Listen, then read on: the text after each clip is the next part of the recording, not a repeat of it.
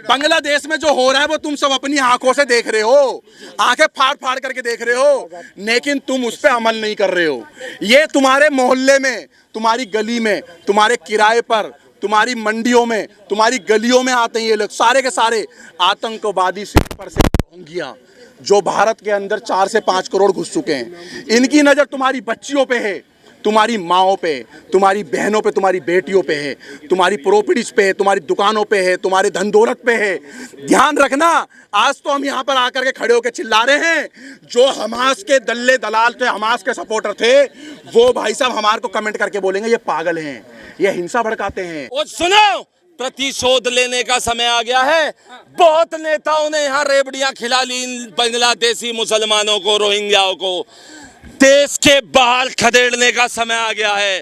भारत की धरती कर रही है पुकार, भाग रोहिंग्या भाग, भाग रोहिंग्या भाग, भाग रोहिंग्या भाग, भाग रोहिंग्या भाग। और बांग्लादेश ने दिखा दिया कि तुम्हारे खून में भी गद्दारी है, तुम्हारी कौम में भी है। और उन लोगों के लिए भाई साहब तालियां बजा दो जिन्होंने वहां पर रहने के बाद भी आज अपने आप को गर्व से हिंदू कहते हैं, मगर वो बेचारे मार खा रहे हैं, मगर धर्म नहीं छोड़ रहे। और यहाँ वाले हिंदुस्तान वाले 2 बोरी चावल, 2 बोरी आटा, और अगर कैमरे में बोलने ना दिया हो तो लेफ्ट विंग में जाके राहुल गांधी के तलवे चाट रहे हैं। बहुत बढ़िया। इसीलिए लास्ट बोल रहा हूँ, अब नहीं हिंदू जागेगा तो 2024 की पिक्चर देखकर देश छोड़ के भागेगा। जय श्री राम। 1947 देखी थी आपने पिक्चर, केरला स्टोरी देखी थी, जैसलमेर वाली देखी आपने, बॉर्डर, आपने सारी पिक्चरें देखनी है। अपने बच्चों को बोल दो लाइव पिक्चर चल रही है बांग्लादेश में, लाइव चल रही है, लाइव पिक्चर होगी आने वाले टाइम पे। अगर मोदी जी ने संज्ञान नहीं लिया तो मैं क्लियर बता दूं, पिक्चर का नाम होगा बांग्लादेश से भागे हिंदू 2024। क्या गायब हुए हिंदू 2024। हमारे बच्चों के बच्चे देख रहे होंगे और कह रहे होंगे अगर काश हमारे बाप दादा उस टाइम उठ गए होते। हमारी मजबूरी ये है कि वहां के हिंदू बॉर्डर के पार है। क्या हम नहीं जा सकते, हमारे हाथ बंधे हुए हैं। दूसरी बात, उन्होंने दिखा दिया कि हम मुगलों के वंशज हैं, क्योंकि वहां पर वो महिलाओं के छोटे वस्त्र चुरा रहे हैं, संडास चुरा रहे हैं, चम्मच चुरा रहे हैं, क्लब प्लेटें चुरा रहे हैं। और वो कोई आरक्षण का मुद्दा नहीं था। उस देश को इस्लामीकरण बनाना है, उस देश को इस्लामीकरण बनाने का मुद्दा उन्होंने उठाया। इसी देश में .2 हर चीज का .2 चल रहा है। किसान bill .2, CAA NRC .2, JNU protect .2, मतलब हर चीज में फंडिंग करी जाती है। आज एक गरीब आदमी किंतन बच्चा मारा गया तो उसका परिवार 2 महीने नहीं बैठ पाया बिना फंड के। चाय पानी नाश्ता नहीं करा सकते, इन लोगों को बिरयानी कौन खिलाता है? बिल्कुल। इन लोगों के लिए डीजे कौन लगाता है? इन लोगों को शाही पनीर, इन लोगों को बादाम शेक कौन पिलाता है? वो पिलाता है पाकिस्तान, ISI, चाइना। और चाइना और पाकिस्तान का मुद्दा बांग्लादेश में तो हो गया, मगर संख्यकों को टारगेट करा जा रहा है, टारगेट करके मारा जा रहा है। इस पर क्या प्रतिक्रिया है? मैं यही साहब स्पष्ट पे प्रतिक्रिया देना चाहता हूँ। सबसे पहले भारत सरकार संज्ञान ले, क्योंकि मानवता की बात भारत ही केवल पूरे विश्व के अंदर कर रहा है। जो लोग इंसानियत की बात कर रहे हैं वो इंसानियत की बात करके इंसानियत को तार तार कर रहे हैं। आज हम लोगों ने जिस स्थिति को बांग्लादेश के अंदर देखने का कार्य कर रहे हैं, आप बताइए, बांग्लादेश के अंदर स्टूडेंट प्रोटेस्ट बताया जा रहा है। 2 महीने का प्रोटेस्ट है ये, केवल 2 महीने के प्रोटेस्ट में आप बताइए कि उस देश की प्रधानमंत्री को भागना पड़ गया। क्यों भागना पड़ गया? क्योंकि उस देश के कट्टरपंथियों ने उस देश की जनता के ऊपर बर्बरता करना शुरू कर दिया। प्रधानमंत्री को जान से मारने तक का भी पूरा प्रयास कर दिया। आप बताइए ना, जिस देश की 99% जनता अपने घरों के अंदर छुप के बैठी हुई है, केवल 1% से भी कम जनता आज हिंदुओं के ऊपर वहां बर्बरता कर रही है। आप बताइए, आज हमारा विपक्ष क्या कह रहा है?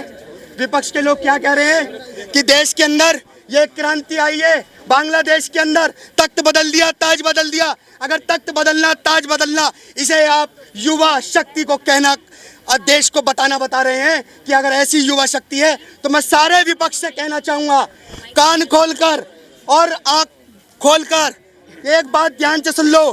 क्या देश के अंदर आप सेम बांग्लादेश की युवा शक्ति का आह्वान करेंगे कि देश की जनता, भारत की जनता भी ऐसा ही प्रोटेस्ट करके दिखाए, जिसका ये आज डर दिखाने का काम कर रहे हैं कि नरेंद्र मोदी भी भाग जाएगा? अगर ऐसा प्रोटेस्ट, आतंकी प्रोटेस्ट महिलाओं के साथ बर्बरता, बच्चों के साथ बर्बरता, मानवता के साथ बर्बरता, वैश्विक स्तर पर बर्बरता दिखाकर पूरी दुनिया को डराने का काम कर रहे हैं। लोगों को मार मार कर टांगा जा रहा है। एक 14 साल की बेटी के साथ 47 जिहादियों ने आज बलात्कार किया। आप बताइए ना, ये कौन सा प्रोटेस्ट है? प्रोटेस्ट के नाम पर देश को अगवा कर लिया। प्रोटेस्ट के नाम पर कट्टरपंथियों ने देश के अंदर अपने ही मुस्लिम राष्ट्रपति को भागने पर मजबूर कर दिया। आप बताइए, इस देश के अंदर, दुनिया के अंदर 57 मुस्लिम कंट्रियां हैं। 57 मुस्लिम कंट्रियां होने के भी बाद शेख को, आप बोलिए हसीना शेख को मुस्लिम कंट्रियों में जगह नहीं मिली। कहाँ मिली? भारत के अंदर। उसी भारत के अंदर जिस भारत के लोगों को वहाँ मारा जा रहा है, हमारे हिंदू भाइयों को मारा जा रहा है।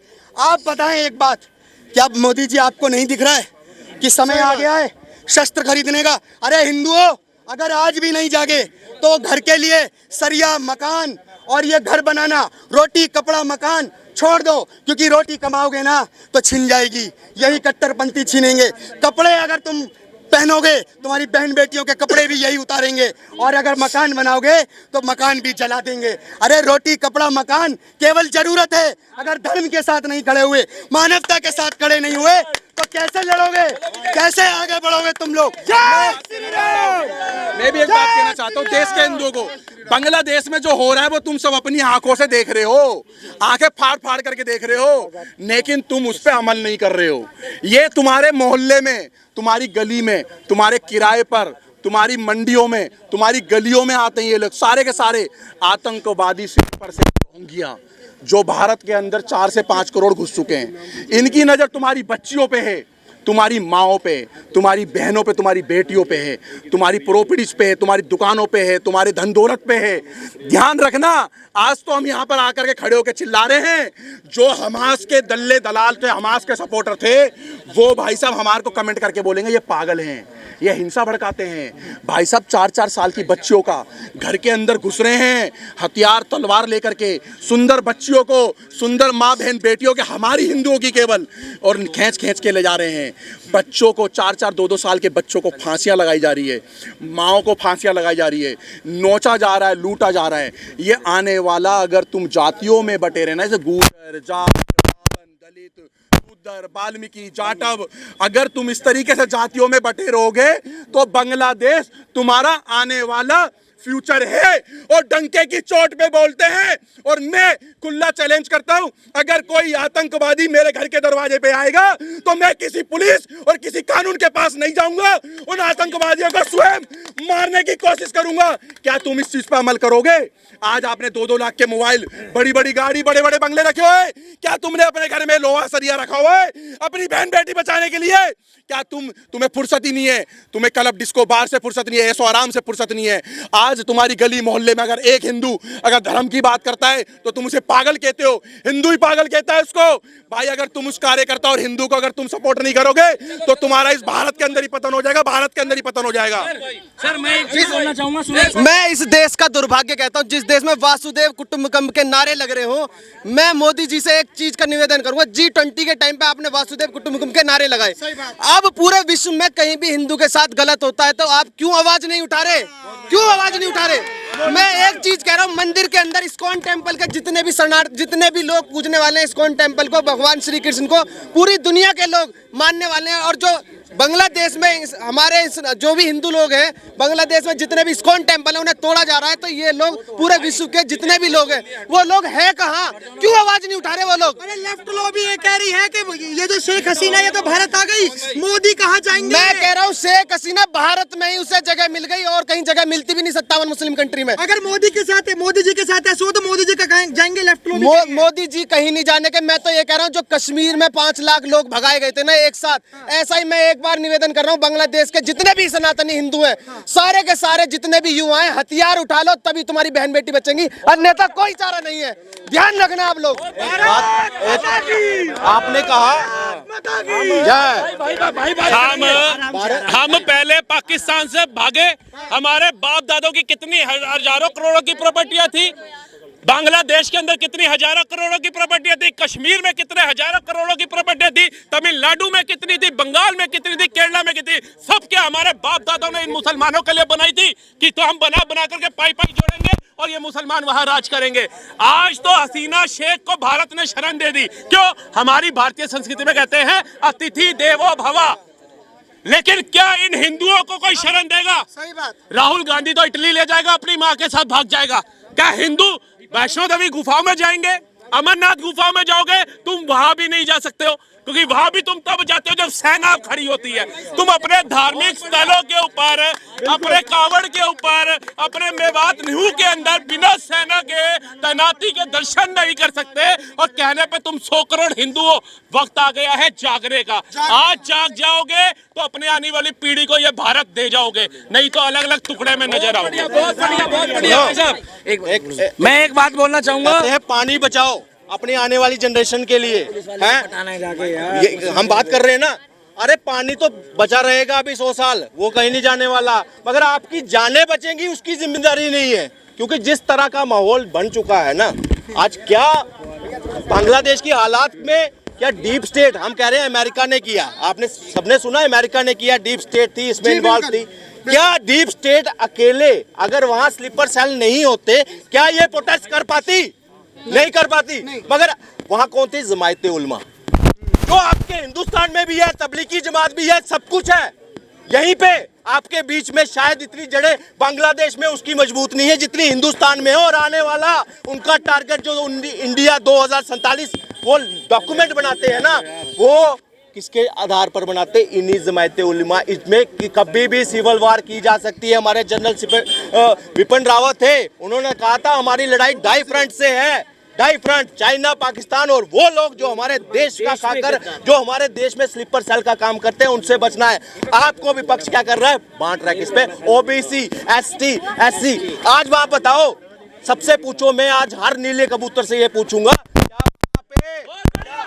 क्या वहाँ पे कास्ट देखकर ओबीसी नहीं, तुम्हें नहीं मार रहे, सबको मार रहे हैं, हिंदू देखकर मार रहे हैं। हिंदुओं का मंदिर चाहे वो किसी का भी है, उसको जलाया जा रहा है। भाई एक ही सवाल है, मेरा सवाल ये है कि बात हो रही थी बांग्लादेश के जो प्रदर्शनकारी थे, वो कह रहे थे हमारी सत्ता पक्ष से लड़ाई है, लेकिन सत्ता पक्ष तो चला गया, अब हिंदू अल्पसंख्यकों को टारगेट किया गया। एक बात बता दे रहा हूँ, पूरे विश्व का इतिहास उठा के देख लो, जगह जगह के किस्से उठा के देख लो, क्या इजराइल, क्या पेरिस, क्या लंदन, क्या कोई सा भी देश, एक तरफ तो कभी ये यहूदी पाए जाते हैं, एक पक्ष हिंदू पाए जाते हैं, कभी क्रिश्चियन भी हो जाते हैं, कभी कोई हो जाते हैं, लेकिन दूसरा पक्ष आतंक फैलाने वाला होता है, और वो केवल और केवल वही होता है जो मदरसे से किताब पढ़ के निकलता है और कहता है कि तेरे अलावा, तेरी कौम के अलावा हर एक कोई काफिर है।